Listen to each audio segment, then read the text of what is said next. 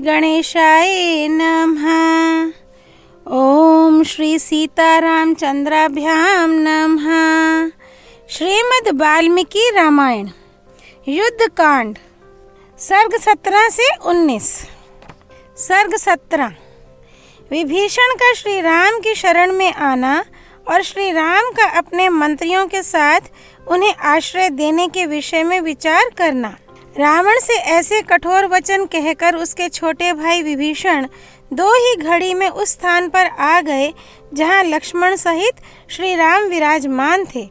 विभीषण का शरीर सुमेरु पर्वत के शिखर के समान ऊंचा था। वे आकाश में चमकती हुई बिजली के समान जान पड़ते थे।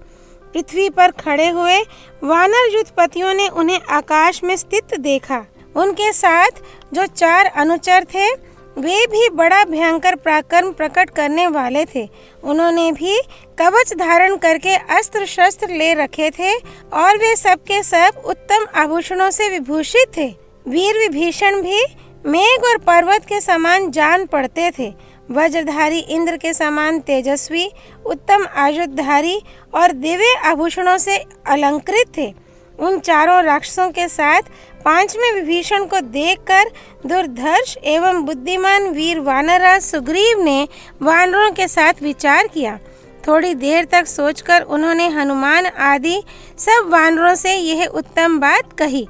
देखो, सब प्रकार के अस्त्र शस्त्रों से संपन्न यह राक्षस दूसरे 4 निशाचरों के साथ आ रहा है। इसमें संदेह नहीं कि ये हमें मारने के लिए ही आता है। सुग्रीव की यह बात सुनकर वे सभी श्रेष्ठ वानर साल वृक्ष और पर्वत की शिलाएं उठाकर इस प्रकार बोले, राजन, आप शीघ्र ही हमें इन दुरात्माओं के वध की आज्ञा दीजिए, जिससे ये मंदमती निशाचर मरकर ही इस पृथ्वी पर गिरें। आपस में वे इस प्रकार बात कर ही रहे थे कि विभीषण समुद्र के उत्तर तट पर आकर आकाश में ही खड़े हो गए। महाबुद्धिमान महापुरुष विभीषण ने आकाश में ही स्थित रहकर सुग्रीव तथा उन वानरों की ओर देखते हुए उच्च स्वर से कहा, रावण नाम का जो दुराचारी राक्षस निशाचरों का राजा है, उसी का मैं छोटा भाई हूँ।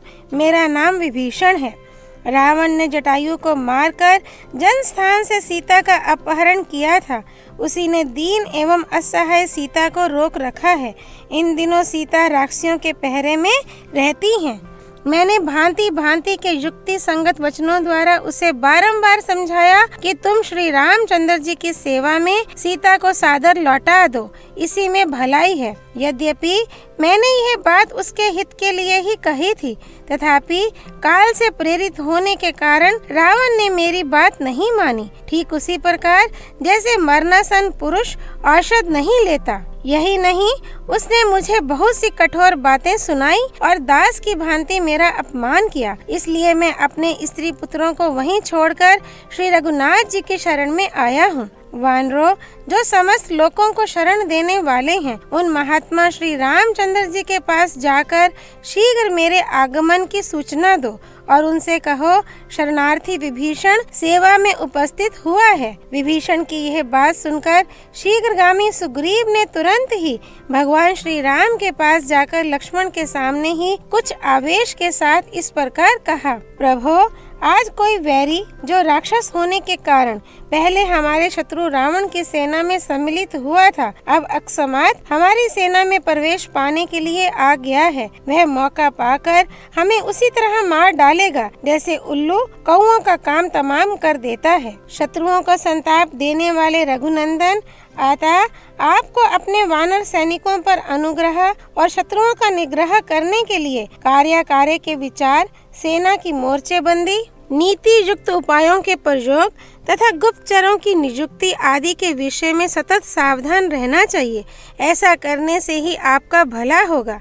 ये राक्षस लोग मनमाना रूप धारण कर सकते हैं। इनमें अंतर्धान होने की भी शक्ति होती है। शूरवीर और मायावी तो ये होते ही हैं, इसलिए इनका कभी विश्वास नहीं करना चाहिए। संभव है ये राक्षस राज रावण का कोई गुप्तचर हो। यदि ऐसा हुआ तो हम लोगों में घुसकर ये फूट पैदा कर देगा, इसमें संदेह नहीं। अथवा यह बुद्धिमान राक्षस छिद्र पाकर हमारी विश्वस्त सेना के भीतर घुसकर कभी स्वयं ही हम लोगों पर प्रहार कर बैठेगा, इस बात की भी संभावना है। मित्रों की, जंगली जातियों की तथा परंपरागत भृत्यों की जो सेनाएं हैं, इन सब का संग्रह तो किया जा सकता है, किंतु जो शत्रु पक्ष से मिले हुए हों, ऐसे सैनिकों का संग्रह कदापि नहीं करना चाहिए। प्रभो, ये स्वभाव से तो राक्षस हैं ही, अपने को शत्रु का भाई भी बता रहा है। इस दृष्टि से ये साक्षात हमारा शत्रु ही यहाँ आ पहुँचा है, फिर इस पर कैसे विश्वास किया जा सकता है। रावण का छोटा भाई जो विभीषण के नाम से प्रसिद्ध है, 4 राक्षसों के साथ आपकी शरण में आया है। आप उस विभीषण को रावण का भेजा हुआ ही समझें। उचित व्यापार करने वालों में श्रेष्ठ रघुनंदन, मैं तो उसको कैद कर लेना ही उचित समझता हूँ। निष्पाप श्री राम, मुझे तो ऐसा जान पड़ता है कि यह राक्षस रावण के कहने से ही यहाँ आया है। इसकी बुद्धि में कुटिलता भरी है, यह माया से छिपा रहेगा तथा जब आप इस पर पूरा विश्वास करके इसकी ओर से निश्चिंत हो जाएंगे, तब यह आप ही पर चोट कर बैठेगा। इसी उद्देश्य से इसका यहाँ आना हुआ है। यह महाक्रूर रावण का भाई है, इसलिए इसे कठोर दंड देकर इसके मंत्रियों सहित मार डालना चाहिए। बातचीत की कला जानने वाले एवं रोष में भरे हुए सेनापति सुग्रीव प्रवचन कुशल श्री राम से ऐसी बातें कहकर चुप हो गए। सुग्रीव का वह वचन सुनकर महाबली श्री राम अपने निकट बैठे हुए हनुमान आदि वानरों से इस प्रकार बोले। वानरों, वानर राज सुग्रीव ने रावण के छोटे भाई विभीषण के विषय में जो अत्यंत युक्ति युक्त बातें कही हैं, वे तुम लोगों ने भी सुनी हैं। मित्रों की स्थायी उन्नति चाहने वाले बुद्धिमान एवं समर्थ पुरुष को कर्तव्य अकर्तव्य के विषय में संशय उपस्थित होने पर सदा ही अपनी सम्मति देनी चाहिए। इस प्रकार सलाह पूछी जाने पर श्री राम का प्रिय करने की इच्छा रखने वाले वे सब वानर आलस से छोड़ उत्साहित हो सादर अपना अपना मत प्रकट करने लगे। रघुनंदन, तीनों लोकों में कोई ऐसी बात नहीं है जो आपको ज्ञात ना हो, तथापि हम आपके अपने ही अंग हैं। अतः आप मित्र भाव से हमारा सम्मान बढ़ाते हुए हमसे सलाह पूछते हैं। आप सत्यव्रती, शूरवीर, धर्मात्मा, सुदृढ़, पराक्रमी, जांच बूझ कर काम करने वाले, स्मरण शक्ति से संपन्न और मित्रों पर विश्वास करके उन्हीं के हाथों में अपने आप को सौंप देने वाले हैं। इसलिए आपके सभी बुद्धिमान एवं सामर्थ्यशाली सचिव एक एक करके बारी बारी से अपने युक्ति युक्त विचार प्रकट करें। वानरों के ऐसा कहने पर सबसे पहले बुद्धिमान वानर अंगद विभीषण की परीक्षा के लिए सुझाव देते हुए श्री रघुनाथ जी से बोले।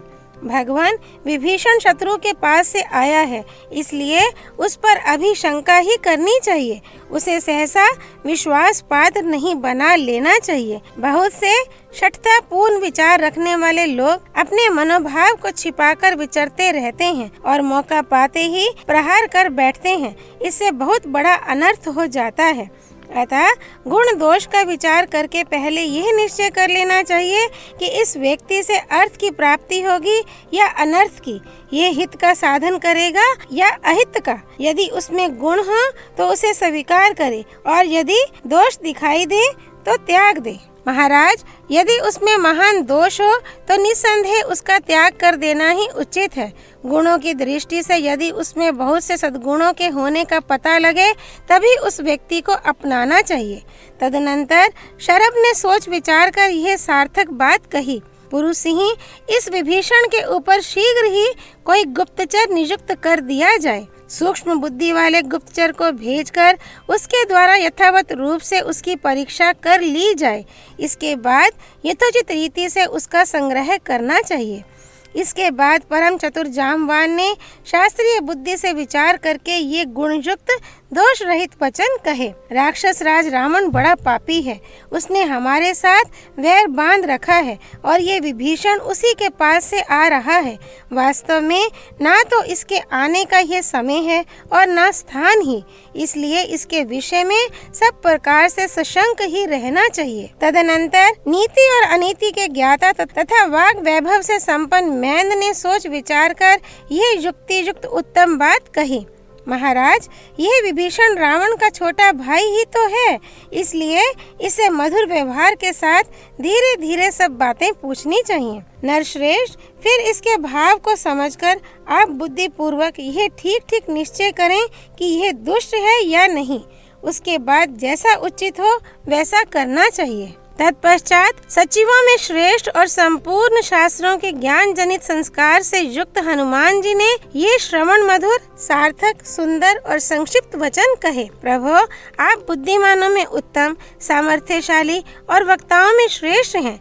यदि बृहस्पति भी भाषण दें तो वे अपने को आप से बढ़कर वक्ता नहीं सिद्ध कर सकते। महाराज श्री राम, मैं जो कुछ निवेदन करूँगा वह वाद विवाद या तर्क, स्पर्धा, अधिक बुद्धिमत्ता के अभिमान अथवा किसी प्रकार की कामना से नहीं करूँगा। मैं तो कार्य की गुरुता पर दृष्टि रखकर जो यथार्थ समझूंगा वही बात कहूँगा। आपके मंत्रियों ने जो अर्थ और अनर्थ के निर्णय के लिए गुण दोष की परीक्षा करने का सुझाव दिया है, उसमें मुझे दोष दिखाई देता है, क्योंकि इस समय परीक्षा लेना कदापि संभव नहीं है। विभीषण आश्रय देने के योग्य हैं या नहीं, इसका निर्णय उसे किसी काम में नियुक्त किए बिना नहीं हो सकता, और सहसा उसे किसी काम में लगा देना भी मुझे सदोष ही प्रतीत होता है। आपके मंत्रियों ने जो गुप्तचर नियुक्त करने की बात कही है, उसका कोई प्रयोजन न होने से वैसा करने का कोई युक्तियुक्त कारण नहीं दिखाई देता। जो दूर रहता हो और जिसका वृत्तांत ज्ञात न हो, उसी के लिए गुप्तचर की नियुक्ति की जाती है। जो सामने खड़ा है और स्पष्ट रूप से अपना वृत्तांत बता रहा है, उसके लिए गुप्तचर भेजने की क्या आवश्यकता है। इसके सिवा जो यह कहा गया है कि विभीषण का इस समय यहाँ आना देश काल के अनुरूप नहीं है, उसके विषय में भी मैं अपनी बुद्धि के अनुसार कुछ कहना चाहता हूँ, आप सुने। उसके यहाँ आने का यही उत्तम देश और काल है।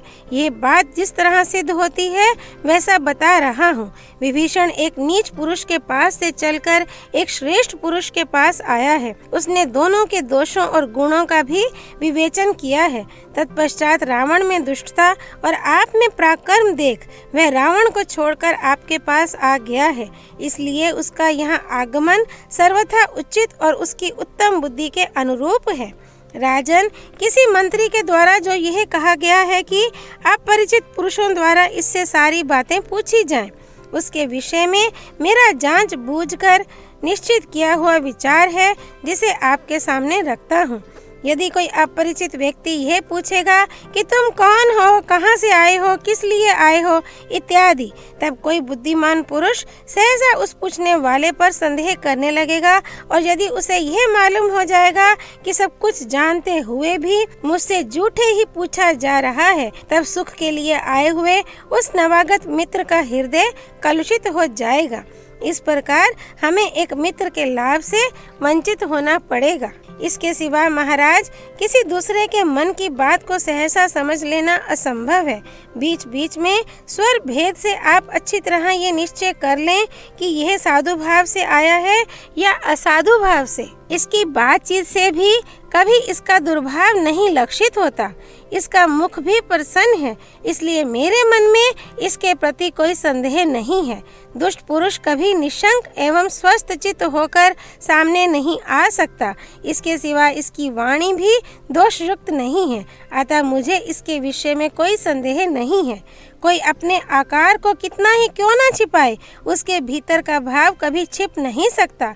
बाहर का आकार पुरुषों के आंतरिक भाव को बलात् प्रकट कर देता है। कार्यवेताओं में श्रेष्ठ रघुनंदन, विभीषण का यहाँ आगमन रूप जो कार्य है वह देश काल के अनुरूप ही है। ऐसा कार्य यदि योग्य पुरुष के द्वारा संपादित हो तो अपने आप को शीघ्र सफल बनाता है। आपके उद्योग रावण के मिथ्याचार, वाली के वध और सुग्रीव के राज्याभिषेक का समाचार जान सुनकर राज्य पाने की इच्छा से यह समझ बूझ कर ही यहाँ आपके पास आया है।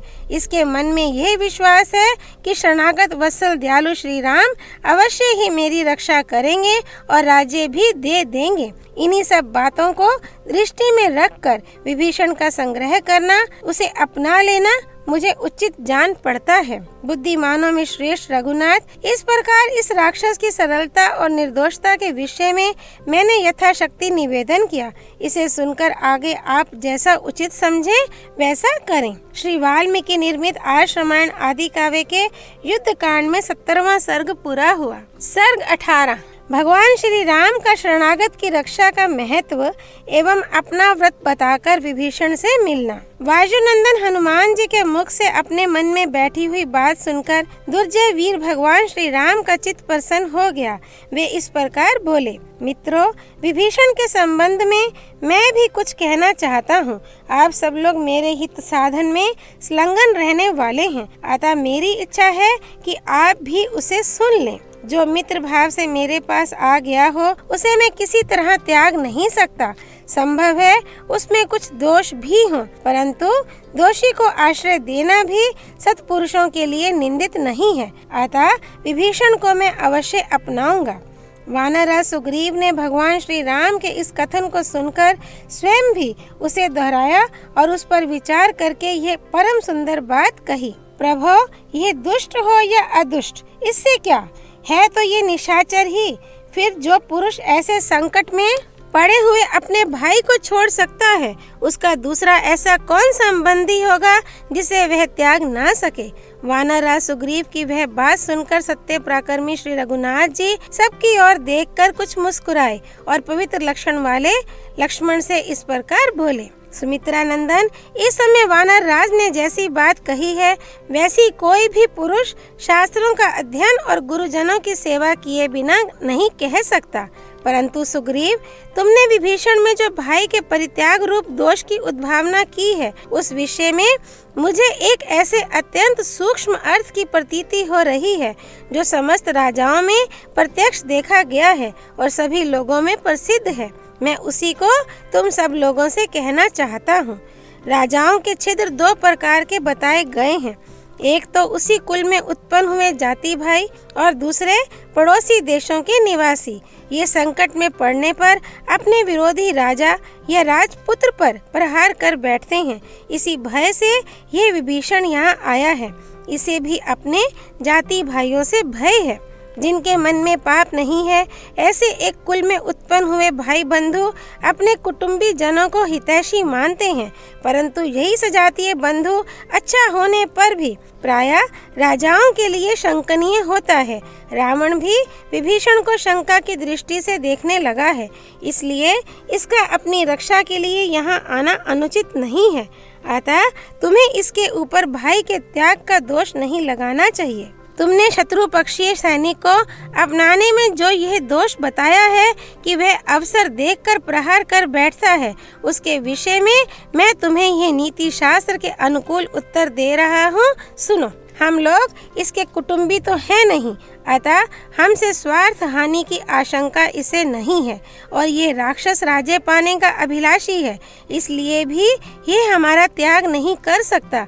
इन राक्षसों में बहुत से लोग बड़े विद्वान भी होते हैं, अतः वे मित्र होने पर बड़े काम के सिद्ध होंगे, इसलिए विभीषण को अपने पक्ष में मिला लेना चाहिए। हमसे मिल जाने पर ये विभीषण आदि निश्चिंत एवं प्रसन्न हो जाएंगे। इनकी जो ये शरणागति के लिए प्रबल पुकार है, इससे मालूम होता है राक्षसों में एक दूसरे से भय बना हुआ है। इसी कारण से इनमें परस्पर फूट होगी और ये नष्ट हो जाएंगे, इसलिए भी विभीषण को ग्रहण कर लेना चाहिए। तात सुग्रीव, संसार में सब भाई भरत के ही समान नहीं होते, बाप के सब बेटे मेरे ही जैसे नहीं होते और सभी मित्र तुम्हारे ही समान नहीं हुआ करते हैं। श्री राम के ऐसा कहने पर लक्ष्मण सहित महाबुद्धिमान सुग्रीव ने उठकर उन्हें प्रणाम किया और इस प्रकार कहा, उचित कार्य करने वालों में श्रेष्ठ रघुनंदन, आप उस राक्षस को रावण का भेजा हुआ ही समझें। मैं तो उसे कैद कर लेना ही ठीक समझता हूँ। निष्पाप श्री राम यह निशाचर रावण के कहने से मन में कुटिल विचार लेकर ही यहाँ आया है। जब हम लोग इस पर विश्वास करके इसकी ओर से निश्चिंत हो जाएंगे, उस समय यह आप पर, मुझ पर अथवा लक्ष्मण पर भी प्रहार कर सकता है। इसलिए महाबाहो, क्रूर रावण के भाई इस विभीषण का मंत्रियों सहित वध कर देना ही उचित है। प्रवचन कुशल रघुकुल तिलक श्री राम से ऐसा कहकर बातचीत की कला जानने वाले सेनापति सुग्रीव मौन हो गए। सुग्रीव का ये वचन सुनकर और उस पर भली भांति विचार करके श्री राम ने उन वानर शिरोमणि से यह परम मंगलमयी बात कही। वानर राज, विभीषण दुष्ट हो या साधु, क्या ये निशाचर किसी तरह भी मेरा सूक्ष्म से सूक्ष्म रूप में भी अहित कर सकता है? वानर युद्धपते, यदि मैं चाहूँ तो पृथ्वी पर जितने भी पिशाच, दानव, यक्ष और राक्षस हैं, उन सबको एक अंगुली के अग्रभाग से मार सकता हूँ। सुना जाता है कि एक कबूतर ने अपनी शरण में आए हुए अपने ही शत्रु एक व्याध का यथोचित आतिथ्य सत्कार किया था और उसे निमंत्रण दे अपने शरीर के मांस का भोजन कराया था। उस व्याध ने उस कबूतर की भार्या कबूतरी को पकड़ लिया था, तो भी अपने घर आने पर कबूतर ने उसका आदर किया। फिर मेरे जैसा मनुष्य शरणागत पर अनुग्रह करे, इसके लिए तो कहना ही क्या है। पूर्व काल में कर्ण मुनि के पुत्र सत्यवादी महर्षि कंडू ने एक धर्म विषयक गाथा का गान किया था, उसे बताता हूँ, सुनो। परंतप यदि शत्रु भी शरण में आए और दीन भाव से हाथ जोड़कर दया की याचना करे तो उस पर प्रहार नहीं करना चाहिए। शत्रु दुखी हो या अभिमानी, यदि वे अपने विपक्षी की शरण में आ जाए तो शुद्ध हृदय वाले श्रेष्ठ पुरुष को अपने प्राणों का मोह छोड़कर उसकी रक्षा करनी चाहिए। यदि वे भय, मोह अथवा किसी कामना से न्यायानुसार यथाशक्ति उसकी रक्षा नहीं करता तो उसके उस पाप कर्म की लोक में बड़ी निंदा होती है। यदि शरण में आया हुआ पुरुष संरक्षण ना पाकर उस रक्षक के देखते देखते नष्ट हो जाए तो वह उसके सारे पुण्य को अपने साथ ले जाता है। इस प्रकार शरणागत की रक्षा ना करने में महान दोष बताया गया है। शरणागत का त्याग स्वर्ग और सुयश की प्राप्ति को मिटा देता है और मनुष्य के बल और वीर्य का नाश करता है। इसलिए मैं तो महर्षि कंडू के उस यथार्थ और उत्तम वचन का ही पालन करूंगा, क्योंकि वह परिणाम में धर्म, यश और स्वर्ग की प्राप्ति कराने वाला है। जो एक बार भी शरण में आकर मैं तुम्हारा हूँ ऐसा कहकर मुझसे रक्षा की प्रार्थना करता है, उसे मैं समस्त प्राणियों से अभय कर देता हूँ। यह मेरा सदा के लिए व्रत है। अतः कपि श्रेष्ठ सुग्रीव, वह विभीषण हो या स्वयं रावण आ गया हो, तुम उसे ले आओ। मैंने उसे अभयदान दे दिया।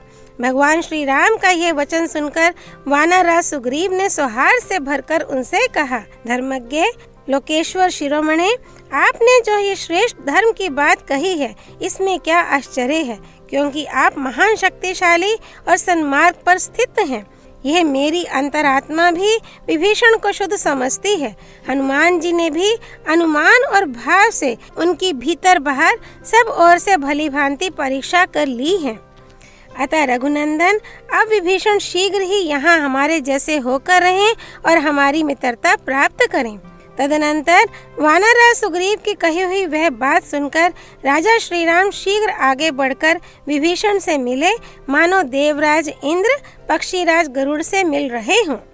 श्री वाल्मीकि निर्मित आर्ष रामायण आदि काव्य के युद्ध कांड में 18वां सर्ग पूरा हुआ। सर्ग 19। विभीषण का आकाश से उतरकर भगवान श्री राम के चरणों की शरण लेना, उनके पूछने पर रावण की शक्ति का परिचय देना और श्री राम का रावण वध की प्रतिज्ञा करके विभीषण को लंका के राज्य पर अभिषिक्त कर उनकी सम्मति से समुद्र तट पर धरना देने के लिए बैठना। इस प्रकार श्री रघुनाथ जी के अभय देने पर विनयशील महाबुद्धिमान विभीषण ने नीचे उतरने के लिए पृथ्वी की ओर देखा। वे अपने भक्त सेवकों के साथ हर्ष से भरकर आकाश से पृथ्वी पर उतर आए। उतरकर चारों राक्षसों के साथ धर्मात्मा विभीषण श्री रामचंद्र जी के चरणों में गिर पड़े। उस समय विभीषण ने श्री राम से धर्मानुकूल, युक्तियुक्त, समयोचित और हर्षवर्धक बात कही। भगवान, मैं रावण का छोटा भाई हूँ। रावण ने मेरा अपमान किया है। आप समस्त प्राणियों को शरण देने वाले हैं, इसलिए मैंने आपकी शरण ली है। अपने सभी मित्र, धन और लंकापुरी को मैं छोड़ आया हूँ। अब मेरा राज्य, जीवन और सुख सब आपके ही अधीन है। विभीषण के ये वचन सुनकर श्री राम ने मधुर वाणी द्वारा उन्हें सांत्वना दी और नेत्रों से मानो उन्हें पी जाएंगे, इस प्रकार प्रेम पूर्वक उनकी ओर देखते हुए कहा, विभीषण, तुम मुझे ठीक ठीक राक्षसों का बलाबल बताओ। अनायास ही महान कर्म करने वाले श्री राम के ऐसा कहने पर राक्षस विभीषण ने रावण के संपूर्ण बल का परिचय देना आरंभ किया।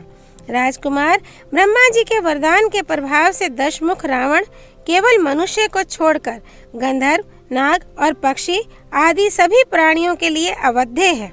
रावण से छोटा और मुझसे बड़ा जो मेरा भाई कुंभकर्ण है, वह महातेजस्वी और पराक्रमी है। युद्ध में वह इंद्र के समान बलशाली है। श्री राम, रावण के सेनापति का नाम प्रहस्त है। शायद आपने भी उसका नाम सुना होगा। उसने कैलाश पर घटित हुए युद्ध में कुबेर के सेनापति मणिभद्र को भी पराजित कर दिया था। रावण का पुत्र जो इंद्रजीत है, वह गोह के चमड़े के बने हुए दस्ताने पहनकर अवध्य कवच धारण करके हाथ में धनुष ले जब युद्ध में खड़ा होता है, उस समय अदृश्य हो जाता है। रघुनंदन, श्रीमान इंद्रजीत ने अग्निदेव को तृप्त करके ऐसी शक्ति प्राप्त कर ली है कि वह विशाल व्यूह से युक्त संग्राम में अदृश्य होकर शत्रुओं पर प्रहार करता है। महोदर, महापार्श्व और अकंपन, ये तीनों राक्षस रावण के सेनापति हैं और युद्ध में लोकपालों के समान पराक्रम प्रकट करते हैं। लंका में रक्त और मांस का भोजन करने वाले और इच्छानुसार रूप धारण करने में समर्थ जो 10 कोटि सहस्त्र 1 खरब राक्षस निवास करते हैं, उन्हें साथ लेकर राजा रावण ने लोकपालों से युद्ध किया था। उस समय देवताओं सहित वे सब लोकपाल दुरात्मा रावण से पराजित हो भाग खड़े हुए। विभीषण की यह बात सुनकर रघुकुल तिलक श्री राम ने मन ही मन उस सब पर बारंबार विचार किया और इस प्रकार कहा, विभीषण, तुमने रावण के युद्ध विषयक जिन जिन पराक्रमों का वर्णन किया है, उन्हें मैं अच्छी तरह जानता हूँ। परंतु सुनो, मैं सच कहता हूँ कि प्रहस्त और पुत्रों के सहित रावण का वध करके मैं तुम्हें लंका का राजा बनाऊंगा। रावण रसातल या पाताल में प्रवेश कर जाए अथवा पितामह ब्रह्मा जी के पास चला जाए, तो भी वह अब मेरे हाथ से जीवित नहीं छूट सकेगा। मैं अपने तीनों भाइयों की सौगंध खाकर कहता हूँ कि युद्ध में पुत्र, भृत्यजन और बंधु बांधवों सहित रावण का वध किए बिना अयोध्यापुरी में प्रवेश नहीं करूँगा। अनायास ही महान कर्म करने वाले श्री रामचंद्र जी के ये वचन सुनकर धर्मात्मा विभीषण ने मस्तक झुकाकर उन्हें प्रणाम किया और फिर इस प्रकार कहना आरंभ किया, प्रभो, राक्षसों के संहार में और लंकापुरी पर आक्रमण करके उसे जीतने में मैं आपकी यथाशक्ति सहायता करूंगा तथा प्राणों की बाजी लगाकर युद्ध के लिए रावण की सेना में भी प्रवेश करूंगा। विभीषण के ऐसा कहने पर भगवान श्री राम ने उन्हें हृदय से लगा लिया और प्रसन्न होकर लक्ष्मण से कहा, दूसरों को मान देने वाले सुमित्रा नंदन, तुम समुद्र से जल ले आओ और उसके द्वारा इन परम बुद्धिमान राक्षसराज विभीषण का लंका के राज्य पर शीघ्र ही अभिषेक कर दो। मेरे प्रसन्न होने पर इन्हें ये लाभ मिलना ही चाहिए। उनके ऐसा कहने पर सुमित्रा कुमार लक्ष्मण ने मुख्य मुख्य वानरों के बीच महाराज श्री राम के आदेश से विभीषण का राक्षसों के राजा के पद पर अभिषेक कर दिया।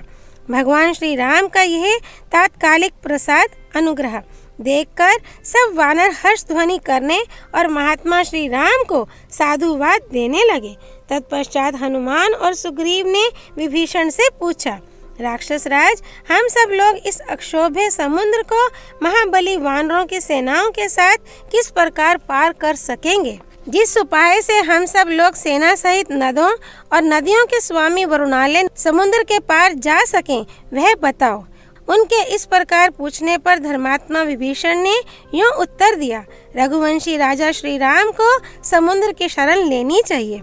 इस अपार महासागर को राजा सगर ने खुदवाया था। श्री रामचंद्र जी सगर के वंशज हैं, इसलिए समुद्र को इनका काम अवश्य करना चाहिए। विद्वान राक्षस विभीषण के ऐसा कहने पर सुग्रीव उस स्थान पर आए जहां लक्ष्मण सहित श्री राम विद्यमान थे। वहां विशाल ग्रीवा वाले सुग्रीव ने समुद्र पर धरना देने के विषय में जो विभीषण का शुभ वचन था, उसे कहना आरंभ किया। भगवान श्री राम स्वभाव से ही धर्मशील थे, अतः उन्हें भी विभीषण की यह बात अच्छी लगी। वे महातेजस्वी रघुनाथ जी लक्ष्मण सहित कार्य दक्ष वानरराज सुग्रीव का सत्कार करते हुए उनसे मुस्कुराकर बोले, लक्ष्मण, विभीषण की यह सम्मति मुझे भी अच्छी लगती है, परंतु सुग्रीव राजनीति के बड़े पंडित हैं और तुम भी समयोचित सलाह देने में सदा ही कुशल हो। इसलिए तुम दोनों प्रस्तुत कार्य पर अच्छी तरह विचार करके जो ठीक जान पड़े वह बताओ। भगवान श्री राम के ऐसा कहने पर वे दोनों वीर सुग्रीव और लक्ष्मण उनसे आदर पूर्वक बोले, पुरुष सिंह रघुनंदन, इस समय विभीषण ने जो सुखदायक बात कही है वह हम दोनों को क्यों नहीं अच्छी लगेगी। इस भयंकर समुद्र में पुल बांधे बिना इंद्र सहित देवता और असुर भी इधर से लंकापुरी में नहीं पहुंच सकते। इसलिए आप शूरवीर विभीषण के यथार्थ वचन के अनुसार ही कार्य करें। अब अधिक विलंब करना ठीक नहीं है। इस समुद्र से यह अनुरोध किया जाए कि वह हमारी सहायता करे, जिससे हम सेना के साथ रावण पालित लंकापुरी में पहुंच सकें। उन दोनों के ऐसा कहने पर श्री रामचंद्र जी उस समय समुद्र के तट पर कुश बिछाकर उसके ऊपर उसी तरह बैठे जैसे वेदी पर अग्निदेव प्रतिष्ठित होते हैं। श्री वाल्मीकि निर्मित आर्ष रामायण आदि काव्य के युद्ध कांड में 19वां सर्ग पूरा हुआ। सियापति रामचंद्र की जय। राम भक्त श्री हनुमान जी की जय। राम जन्मभूमि अयोध्यापुरी धाम की जय। सरयू नदी की जय। माँ गौरीपति देवों के देव महादेव भगवान शिव शंकर की जय। श्रीमद् वाल्मीकि रामायण की जय। महर्षि वाल्मीकि मुनि की जय। श्री हरि अर्पणमस्तु।